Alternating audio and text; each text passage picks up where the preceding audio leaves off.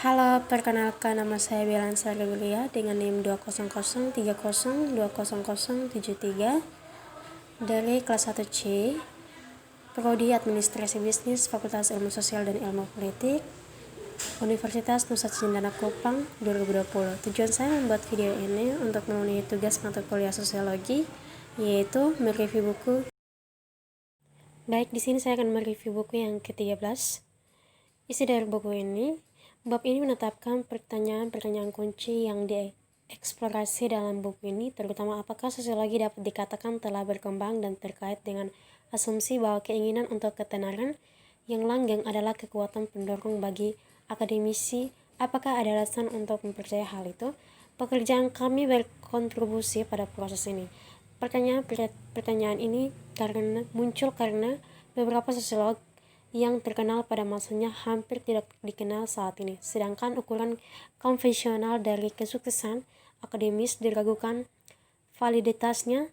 Penjelajahan pertanyaan-pertanyaan ini kemudian diatur dalam kerangka autobiografi, yaitu dalam lebih dari 50 tahun penulis telah menjadi sosiolog Inggris. Periode di mana disiplin yang baru lahir tidak hanya berkembang pesat tetapi juga mendapatkan penerimaan resmi.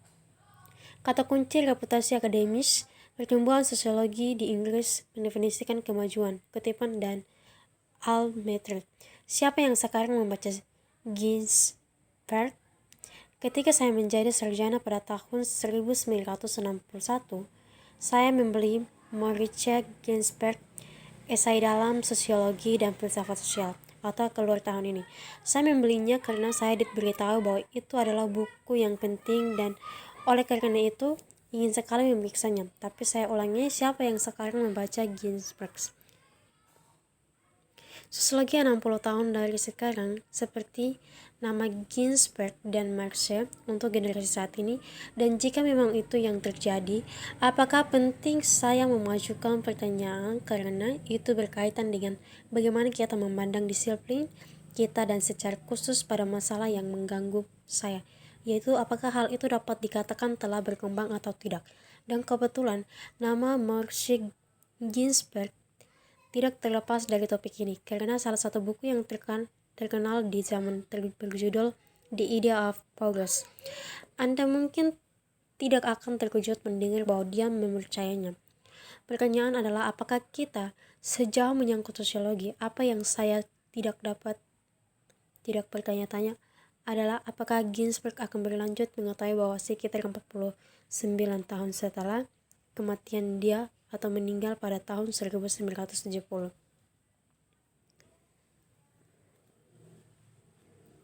Kemajuan dan pertumbuhan disiplin. Ketika saya pertama kali menyadari sosiologi pada akhir 1950-an, saya tidak tahu betapa barunya itu di Inggris. Tetapi yang disebutkan di atas Mark Ginsberg adalah presiden pertama BCA, sebuah organisasi yang hanya didirikan pada tahun 1951 dan hanya memiliki 400 anggota pada tahun 1959.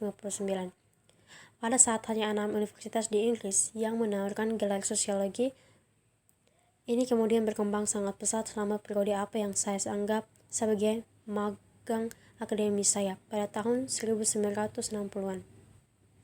Sejarah sosiologi di Inggris dapat dilihat berasal dari masalah khusus yang dialami disiplin selama periode ekspansi ini. Karena ini adalah saat kita, seperti yang dikatakan, disiplin menderita dari kedua sisi dalam dunia akademis. Ia dipandang sebagai seorang pemula, sedangkan bagi para kritikus, saya pikir itu adalah kebalikannya, seperangkat doktrin yang mapan.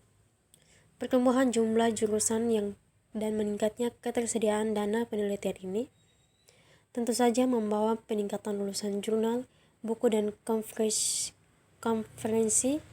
Itu adalah perluasan yang secara khusus ditandai dengan peningkatan spesialisasi beberapa hal yang dapat dilihat pada fakta bahwa Asosiasi Sosiologi Inggris sekarang mendaftar sekitar 43 kelompok studi yang mencakup topik-topik seperti pemula seni, sains dan teknologi, olahraga, kematian, masa kanak-kanak, pendidikan, gender, dan perubahan iklim, dan ini tanpa menghitung 16 kelompok. Banyak yang dibedakan secara geografis yang secara khusus berkaitan dengan sosiologi medis. Siapa yang salah? Bagaimana manusia berinteraksi untuk mempertahankan menciptakan perubahan? Bagaimana perilaku individu berubah dari situasi ke situasi? Sekarang adalah pendapat saya bahwa terlepas dari perbedaan yang terlihat antara ketiga contoh yang diberikan di atas, masih terdapat banyak kesamaan antara pertanyaan teoritis kunci yang digariskan oleh karena itu dikemungkinkan untuk memahami kemajuan sebagai terdiri dari memiliki jawaban yang lebih komprehensif. Masalah dengan kutipan. Siapa saja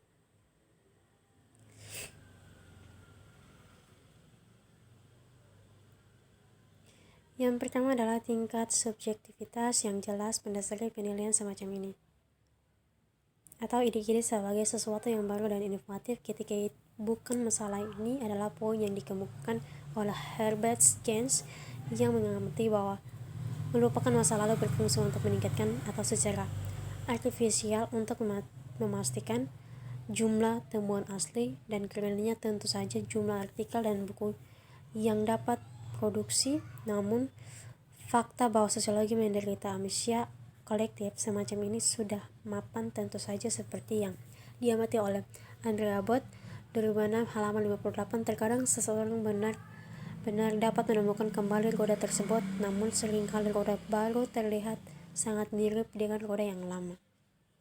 Sekian dari review buku saya, buku 13 dari saya. Terima kasih.